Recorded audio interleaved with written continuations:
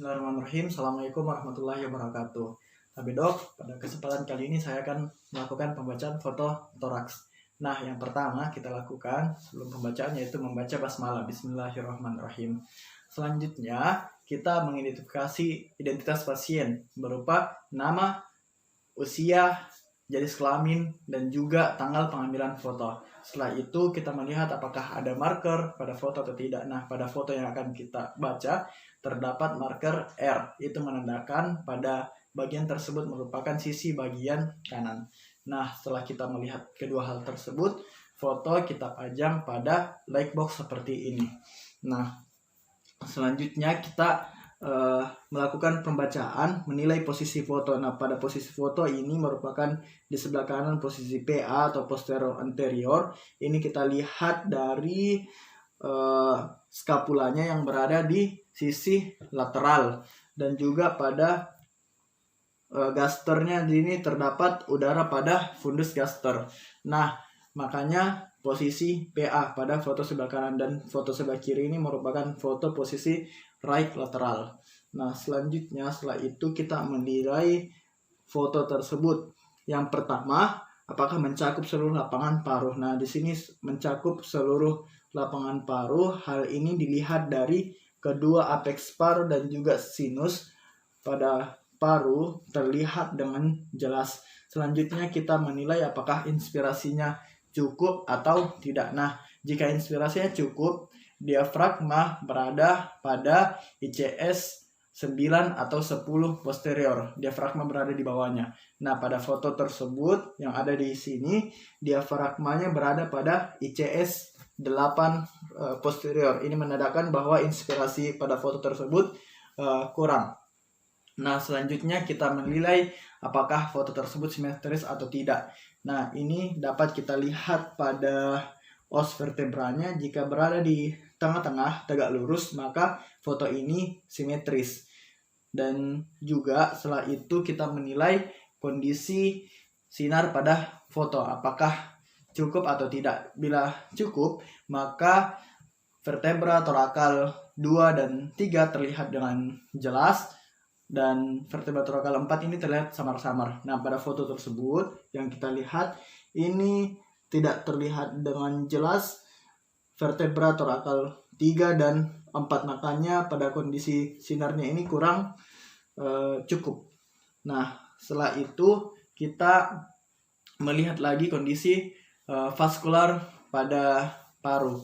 Nah, di sini secara umum kondisi vaskularnya itu normal, namun bila kita mengamati di sini terdapat perselubungan homogen di bagian tengah lobus dextra paru. Nah, di sini terdapat perselubungan homogen. Setelah itu kita melihat tidak ada lagi penarikan ataupun pendorongan dari trakea, mediastinum, dari hilus, dan lain sebagainya.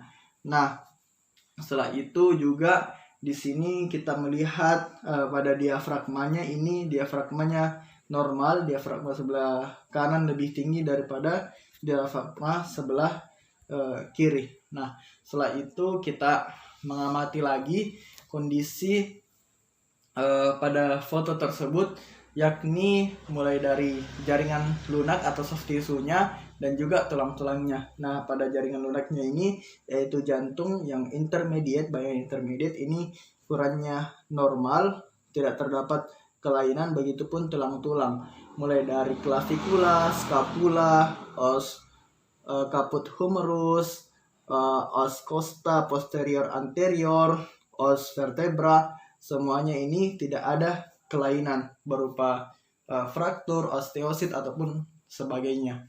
Nah, itulah tadi yang sempat kita baca. Nah, selanjutnya berdasarkan hasil pembacaan tadi kita melakukan interpretasi, dan berdasarkan hasil pengamatan didapatkan pada foto ini pasien menderita atau didiagnosis pneumonia lobaris dextra.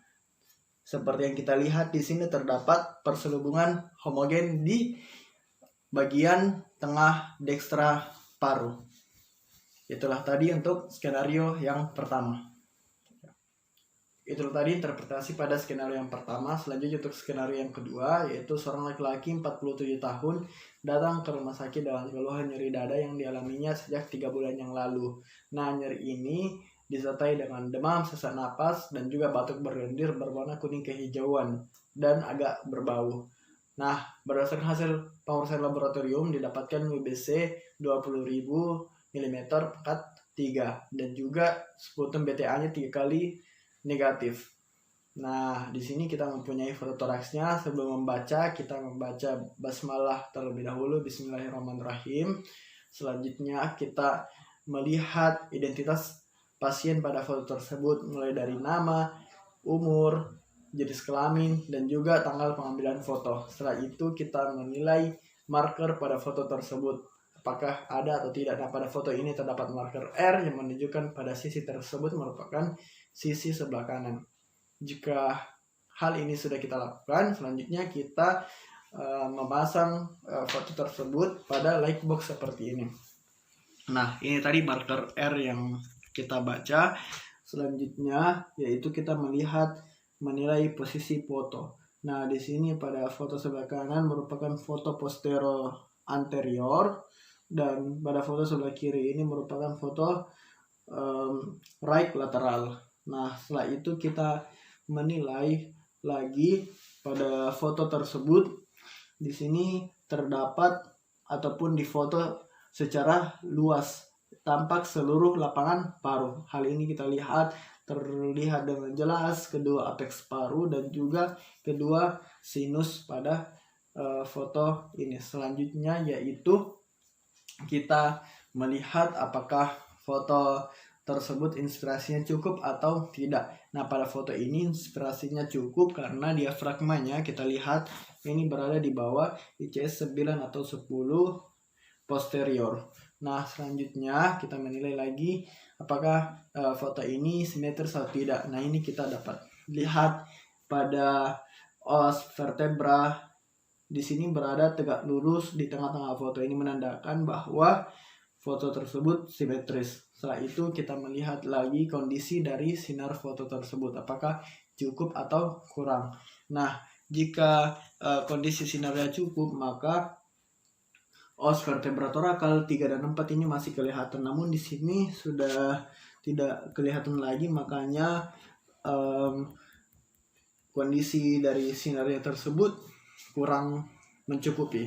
Nah, selanjutnya setelah itu kita menilai dari vaskular dari parenkim paru itu sendiri. Nah, di sini jika kita lihat secara seksama terdapat kelainan pada lobus dextra bagian atas, yaitu tampak kavitas yang tebal seperti ini.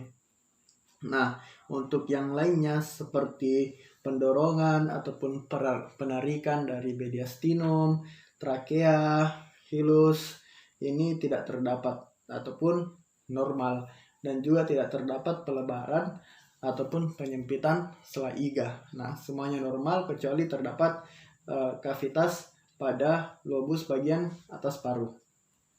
Nah, setelah itu kita menilai lagi jaringan lunak pada foto tersebut dan juga tulang-tulangnya. Nah, di sini jaringan lunaknya atau soft tissue yang berbayangan intermediate yaitu jantungnya ini normal. Dan untuk tulang-tulang kita dapat melihat os costa, os scapula, os clavicula, os vertebra, dan juga kita dapat melihat di sini os humerus. Nah, itulah tadi untuk tulangnya ini kita lihat tidak ada yang kelainan ataupun post fracture atau osteosit atau kelainan lainnya, semuanya normal. Nah, itulah tadi hasil pembacaan kita, dan untuk interpretasinya pasien ini didiagnosis abses paru. Itulah tadi pada skenario yang kedua. Selanjutnya untuk skenario yang ketiga, yaitu seorang laki-laki berusia 60 tahun datang ke rumah sakit dengan keluhan sakit kepala, nyeri dada, dan juga tangan gemetar. Nah, hasil pemeriksaan foto kita dapatkan sebagai berikut. Sebelum kita membaca foto, pertama kita membaca basmalah terlebih dahulu, bismillahirrahmanirrahim. Setelah itu kita mengidentifikasi identitas pasien, mulai dari nama, usia, jenis kelamin, dan juga tanggal pengambilan foto. Setelah itu kita menilai apakah ada marker pada foto tersebut atau tidak. Nah, pada foto yang kita baca ini terdapat marker R yang bermakna like atau pada sisi tersebut merupakan sisi di sebelah kanan. Kemudian kita memasang foto pada like box seperti ini. Nah, ini tadi marker R yang kita baca ini merupakan sisi sebelah kanan. Setelah itu kita menilai posisi foto. Apakah posisi foto ini berada di sebelah mana? Nah, posisi foto ini merupakan posterior anterior atau foto PA. Nah, ini kita bisa lihat karena terdapat fundus digaster dan juga scapulanya ini berada di lateral, dan klavikulanya ini berbentuk V ini. Jadi ini merupakan foto PA. Nah, selanjutnya kita menilai apakah pada foto tersebut mencakup seluruh lapangan paruh. Nah, di sini dapat terlihat dengan jelas kedua apex paruh dan juga kedua sinus costophrenicus. Jadi foto ini mencakup kedua lapangan paruh. Setelah itu kita menilai apakah inspirasinya cukup atau tidak. Ini dapat kita nilai dari diafragmanya. Nah, jadi diafragmanya ini setinggi ICS 9 atau 10 posterior. Ini berarti inspirasinya cukup. Kemudian dari posisi foto apakah simetris atau tidak. Nah, di sini fotonya simetris karena vertebra torakalnya ini berada tegak lurus di tengah-tengah foto. Selanjutnya untuk kondisi cahayanya atau kondisi sinarnya ini juga cukup karena kita dapat melihat vertebra torakal 3 dan 4, maka kondisi sinarnya juga cukup. Nah, setelah itu kita menilai apakah ada keadaan yang abnormal pada foto ini atau tidak. Nah, pada foto ini kita dapat melihat di sini terdapat pinggang jantung yang dalam, juga ada aorta dilatasi dan juga aorta elongasi pada foto ini. Dan kita lihat jantungnya terdapat pembesaran atau hypertrophy pada jantung bagian kiri atau left ventricle hypertrophy. Nah, inilah yang kita lihat kelainan. Nah, untuk hidusnya juga ini hidusnya normal. Di sini terdapat arteri, kita melihat arteri pulmonal, dan untuk parenkim paru dan juga sinus costophrenicus juga normal. Di sini kita dapat bisa melihatnya. Nah, itulah tadi yang sempat kita baca. Dan untuk intermediate-nya, untuk soft tissue-nya ini jantungnya tadi terdapat pembesaran ventricle kiri, dan untuk tulang-tulang yang kita lihat di sini terdapat os costa, os clavicula, os scapula, vertebra, dan juga terdapat os humerus pada foto tersebut. Nah, jadi untuk foto yang pertama ini didiagnosis pasiennya yaitu hypertensi heart disease atau HHD. Itulah tadi untuk skenario yang ketiga. Selanjutnya skenario yang keempat. Seorang laki-laki berusia 55 tahun datang ke rumah sakit dengan keluhan batuk, sesak napas, dan juga nyeri dada. Adapun foto toraks yang kita dapatkan sebagai berikut. Nah, sebelum kita membaca foto toraks, kita membaca basmalah terlebih dahulu. Bismillahirrahmanirrahim. Setelah itu kita identifikasi identitas pasien mulai dari nama, usia, jenis kelamin, dan juga tanggal pengambilan foto. Kemudian kita melihat pada marker foto tersebut berada di sebelah mana. Nah, pada foto ini terdapat marker R yang menandakan sisi tersebut merupakan sisi sebelah kanan atau right. Nah, setelah itu kita pasang foto pada light box seperti ini. Nah, di sini kita lihat terdapat marker foto R sebelah sini. Jadi ini merupakan sisi di sebelah kanan. Setelah itu kita menilai posisi foto. Jadi pada foto ini merupakan foto PA atau posterior anterior. Kemudian kita menilai lagi apakah foto ini mencakup seluruh lapangan paru atau tidak. Jadi foto ini mencakup seluruh lapangan paru karena terlihat dengan jelas kedua apex paru dan juga kedua sinus costophrenicusnya. Setelah itu kita menilai apakah inspirasinya cukup atau tidak. Inspirasinya ini cukup, kita lihat karena diafragmanya berada setinggi 9 atau 10 ICS posterior. Nah, di sini kita melihat lagi apakah foto ini simetris atau tidak dengan melihat vertebra torakalnya. Vertebra torakalnya berada di tengah-tengah, tegak lurus, Jadi ini fotonya simetris. Setelah itu kita menilai lagi kondisi sinarnya. Nah, kondisi sinarnya ini cukup juga karena terlihat vertebra torakal 3 dan 4 di sini masih terlihat. Jadi kondisi sinarnya cukup. Nah, setelah itu kita menilai apakah ada kelainan atau abnormal pada foto tersebut.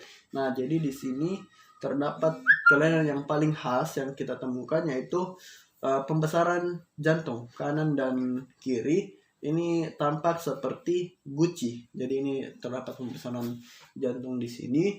Selanjutnya untuk hilusnya juga, untuk corakan vaskularnya normal. Di sini masih dapat kita lihat arteri pulmonalis, dan juga untuk parenkim paru dan juga sinus costophrenicusnya juga normal. Jadi semuanya kita masih dapat melihatnya. Tidak ada kelainan lain lagi berupa kayak penarikan ataupun pendorongan mediastinum, trakea dan lain sebagainya. Jadi di sini yang paling khas yaitu pembesaran jantung kanan dan kiri. Ini tampak seperti guci. Jadi berdasarkan hasil pemeriksaan, adapun interpretasi yang kita temukan, jadi pasien ini didiagnosis sebagai efusi perikardial atau efusi perikardial yang terdapat pembesaran jantung atau kardiomegali. Nah, itulah tadi hasil interpretasi yang kita lakukan. Dan yang terakhir kita membaca hamdalah. Alhamdulillahirabbil alamin.